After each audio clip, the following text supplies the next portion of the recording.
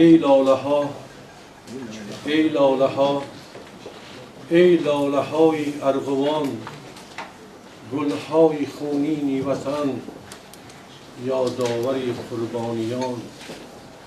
روییدن در روی برف از خون پاک نوخطان، رمز برغم ظالمان از رفتگان بر جاویدان.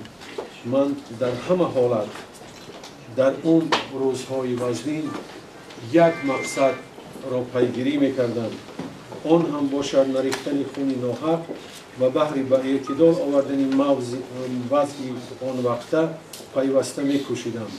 اگر این طور نمیکردم امروزم رویم سیاه بادا، ولی من چنین رفتار را به خودم از روی وجدان روا دیده بودم.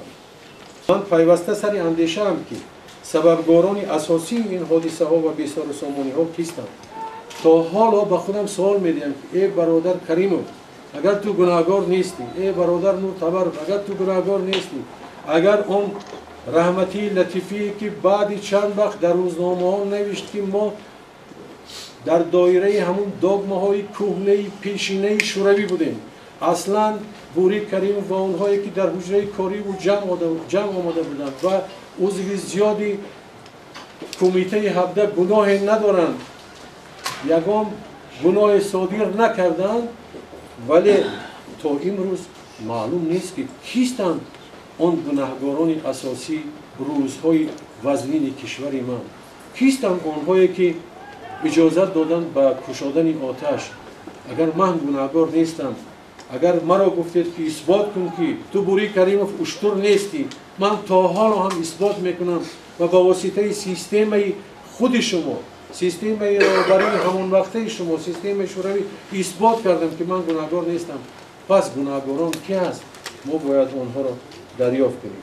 یک چیزی از همون مهم را، همون پروتکل استعفا را، یا که نام دارد و تاجیکی پروتکل مشورتی بین طرفی رهبریت جمهوری و سازمان مردمی را میخواهم که شما ببینید. دقت بدهید و کاغذ همین چاپ شده همین پروتکل و خطاگی های چاپ شده و اصلاحاتش و رنگ زرد همین کاغذ، چکلی که همون زبانمون رنگش زرد بود، در کمیته مرکزی ما در همین کاغذ زرد دوم درجه یا دهم درجه پروتکل چاپ کرده. حالا ببینید وریانت روسیه‌اش رو.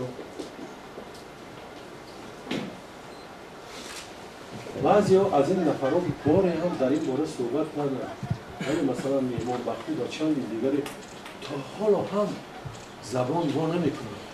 با کدام سبب اونها رقم اولی بودن؟ برای چی فکر و اندیشه خودشون هم نمیگوین؟ اونها طرفداری پلایف بودن یا طرفدار حیایف و در یک جایگی با گروه پلایف و حیایف مقابل محکم بودن. برای چی سخن وا نمیکنن؟ بیایید بگذاریم و صحیفه های دیگری پروتکل.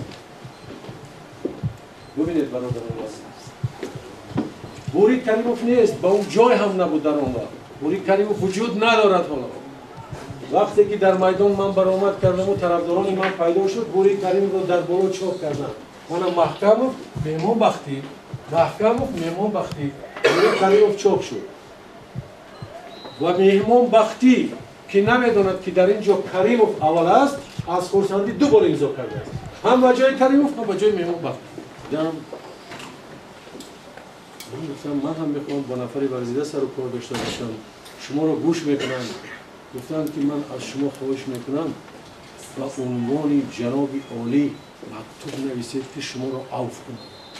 قریب کفیده بودم در مسئول عالی که من گناهی نکردم. دادستان به من حجت داده است که من گناهی ندارم. کمیته بی‌خطری پروکراتور برعکس گفته است که در همون حالت من رولی مهم بازیدم برای به اعتدال آوردن وضع. این آدم حقوقدان که شخص دوم در سود عالی ما هست میگوید و جناب عالی نویسید که شما را عفو کنم. من نمیدانم که اگر عدالت این باشد و اگر رفتاری چنین رهبران سود این باشد چیکار کنیم.